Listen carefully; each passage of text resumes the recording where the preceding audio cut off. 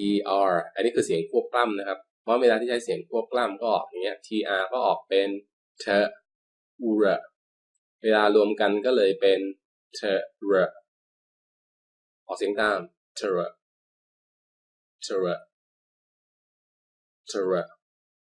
สังเกตนะปากผมจะห่อนิดนึงเพราะว่ามันมีอิทธิพลของเสียงตัว r อยู่เพราะฉะนั้นคำแรกเทรแล้วก็อิบนะครับ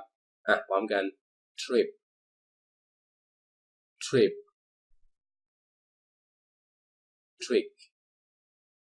trick tree trade traffic tradition